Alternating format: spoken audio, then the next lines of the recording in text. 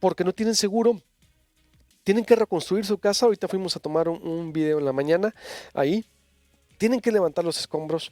No tienen dinero. No tienen dinero para remover. Híjola, también eso, ¿eh? Es decir, tenemos que prever todo. Y ocurrió la tragedia porque una fuga de gas, 2 personas muertas, una mujer de 60 años, su hija de 25, un señor de 70 años debatiéndose entre la vida y la muerte, 2 heridos más y 2 familias más afectadas.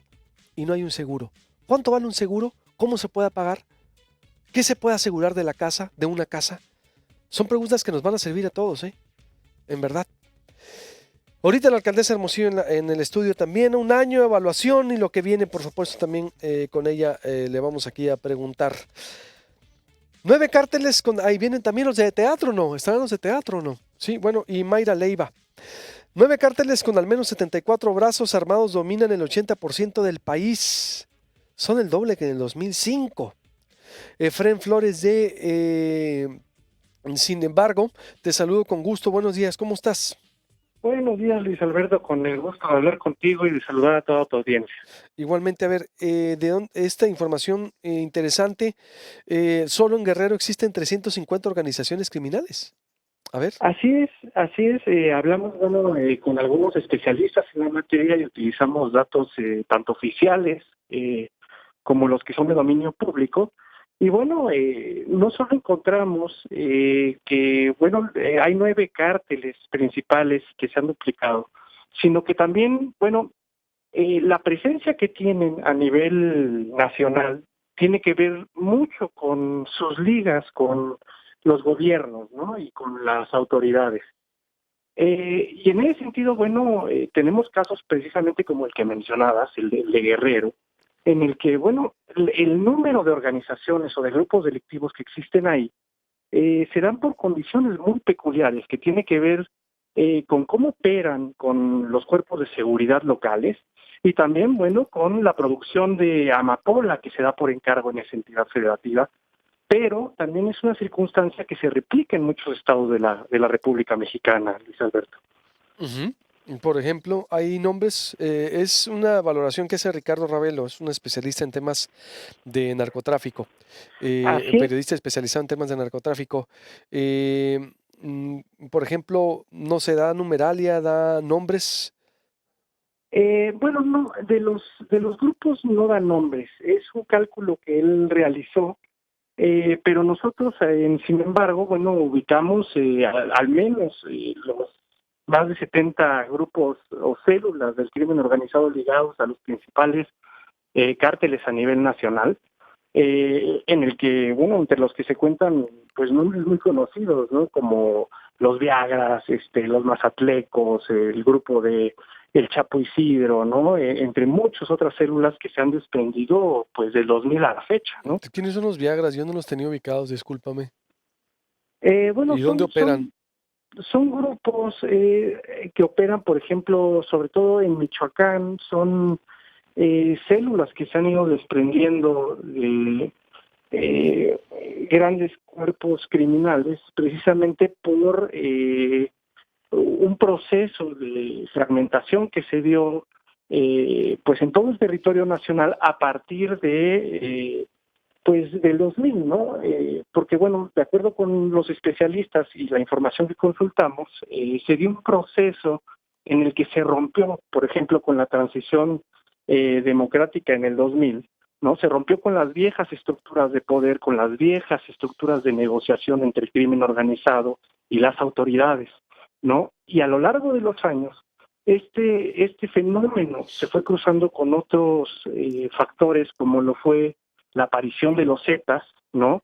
Que fue un grupo armado que cambió la dinámica y que causó en parte la militarización de los grupos criminales, una estructura que se fue replicando a nivel nacional a lo largo de los años y hasta la fecha. Y bueno, también tuvimos las decisiones o las peleas que hubo entre grandes cárteles, ¿no? Durante los últimos 19 años, como fue en 2009-2010, entre los Zetas y el Cártel del Golfo, por ejemplo, ¿no? Y bueno, también tienes procesos como la captura del Chapo en 2016, la captura definitiva, y la muerte, por ejemplo, de el líder de los Zetas en 2012, Heriberto Lascano, ¿no? Que fueron procesos que desestabilizaron, digamos, a los grupos criminales fuertes de hace 20 años, ¿no? Y que hoy en día, bueno, nos muestran todo este fenómeno de fragmentación que bueno, que ha hecho que también en parte se recrudezca la violencia a nivel nacional.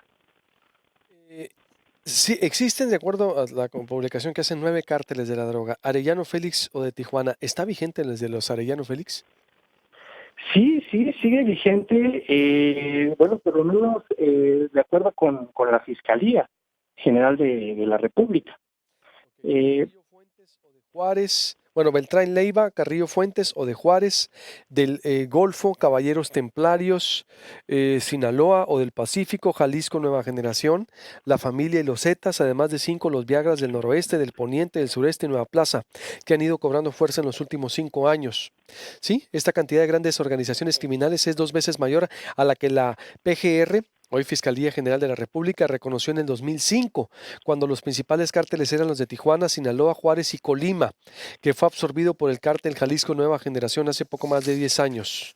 ¿Es correcto? así es, Luis Alberto. Eh, Eh, sí, adelante. y bueno, tenemos, digamos, esta circunstancia en la que además de que eh, se fueron fragmentando los grandes grupos, ¿no? Hubo un proceso en el que ya no solo los cárteles del crimen organizado operaban a través de drogas, sino que también fue un proceso de especialización, ¿no? De sus operaciones. Esto implica que ya no solo se dedicaban al tráfico de armas y drogas, sino que también incidieron en nuevos crímenes como lo fueron el secuestro, la extorsión, el cobro de piso, eh, bueno, entre otra amplia gama de delitos, ¿no? Relacionados con el acto del pacto. Pues la verdad estamos frente a datos ahí reveladores de lo que pudiera venir. ¿Qué dijeron tus consultados? Porque el aumento de grupos delictivos también dice entre los que se encuentran al menos 74 brazos armados de los principales cárteles a nivel nacional. Fue un proceso natural por la adaptación del crimen organizado a las demandas del mercado. ¿Cómo lo está combatiendo el gobierno del presidente Andrés Manuel López Obrador?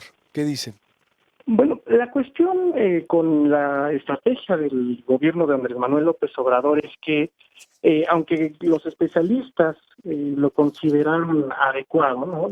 Adecuada la estrategia, sí observaron que hay algunos vacíos, ¿no? Y entre, digamos, las principales fallas que tiene el plan de Andrés Manuel López Obrador es que no vemos realmente una estrategia para desarticular, ¿no? A toda la red de corrupción y de complicidad con autoridades y empresarios eh, que, bueno, que operan, digamos, tras bambalinas con el crimen organizado. Y esto implica una estructura de inteligencia fiscal y de inteligencia financiera para perseguir los recursos que alimentan al crimen organizado. Sin embargo, mencionaron que tiene una buena forma de observar el problema en el sentido de si es necesario fortalecer la economía, impulsar programas sociales, sobre todo en materia de educación y empleo, ¿no? Para revertir parte del problema, ¿no? Sí, lo que sí hicieron énfasis fue en que la pobreza en sí misma, como fenómeno, no es un elemento que genera delincuencia, sino que ahí nos enfrentamos con un problema mucho más grave, que es la falta de Estado de Derecho y, por otro lado, los vacíos de Estado en las diferentes zonas de la República Mexicana. Exacto, vacíos de Estado y es lo que hemos dicho aquí. ¿Cómo no poco se puede avanzar si gobernadores no asumen también su función? su responsabilidad en limpieza de corporaciones estatales, los alcaldes en las municipales. Para mí, el gobierno de López Obrador está absorbiendo todo el paquete con una Guardia Nacional que creo yo es una parte del problema, y mientras no se den a conocer narcopactos o uno por uno o no se desactiven, pues van a seguir teniendo todo el peso de la responsabilidad. El gobierno narco es una estructura paralela, es una industria boyante, económica, activa, como lo fue el huachicoleo. El huachicoleo se desactivó o se controló, pues el narco sigue ahí, ¿eh? El narco sigue ahí, vigente, fuerte, y que pues está privatizado porque tiene zonas privatizadas de la violencia, parafraseando a Sergio Guayo. Esa es la situación. Interesante entonces, Efren, muchas gracias, te agradezco mucho. No sé si quieras agregar algo más que no te haya preguntado de los 9 cárteles con al menos 74 brazos armados que dominan el 80% del territorio. Pues nada más, quizá añadir, por ejemplo, lo que puede, lo que llega a suceder ahí en Sonora, eh, Luis Alberto, donde, por ejemplo, ahí observamos cómo, digamos, la cuestión geopolítica de los municipios puede generar contrastes dentro de los estados, ¿no? En Sonora existen municipios como Guaymas, Cajeme y Navojoa, ¿no? Donde pues en los últimos años han vivido luchas intestinas entre el cártel de Sinaloa y de los Beltrán Leiva, ¿no? Y por el otro lado tienes municipios como Aconchi y como Agua Prieta, ¿no? Que están ya más cerca de la frontera, no tanto cerca de las costas, eh, en donde tienes los niveles municipales con menos incidencia delictiva de crimen organizado, ¿no?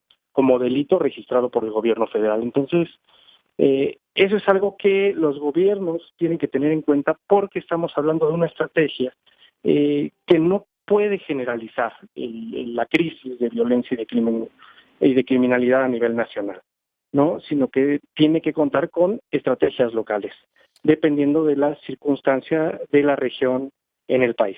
Totalmente. Así lo decía también Oscar Naranjo, el exdirector de la Policía Nacional Colombiana, hace 10 años, que él viene hablando de eso, que él viene pues impulsando una estrategia regionalizada para que funcione, no puede ser nacional. Y ojalá, digo, está muy a tiempo de que todo lo que están haciendo va a llegar a un buen puerto también si siempre están abiertos a la prueba y error, porque esto, insisto, es una crisis sistemática en todos los niveles que ha, pues, que está corrupto el sistema policial mexicano. Gracias, Efraín, buenos días. Buenos días, un Eh, saludo a ti y a toda tu audiencia, Luis Alberto. Igualmente, en el 2009 a mí me tocó participar, hace 10 años ya va a ser, en talleres, en capacitación en Colombia, en Santa Marta, con Oscar Naranjo, quien fue asesor de Enrique Peña Nieto y que no lo aprovechó. Un año nomás no lo aprovecharon. Pues bueno, ¿cómo lo va a aprovechar si en el sexenio del gobierno del PRI fue cuando se crearon también y se agudizaron cárteles de la droga que se arraigaron? Los datos duros ahí están, más de 700 cuentas de grupos de narcotraficantes fueron liberadas, como lo dio a conocer Santiago Nieto. Pero es eso, debe hacer una estrategia por regiones, no puede ser la misma a nivel nacional. Y creo que eso da mucho también el norte de lo que debe de seguir la autoridad federal, que, insisto, no puede asumir todo el costo. ¿Y los gobernadores para qué están? Si no hay coordinación. Corte y vuelvo con más. ¿Usted tiene seguro de daños para su casa por si llega a ocurrirle una tragedia? ¿Sabe que puede ocurrir una tragedia de una magnitud que, si no estamos asegurados, pues va a ser todavía más difícil la recuperación? Voy con la historia de lo de los jardines y cómo es que, pues esto es un llamado para todos, ¿eh? Volvemos.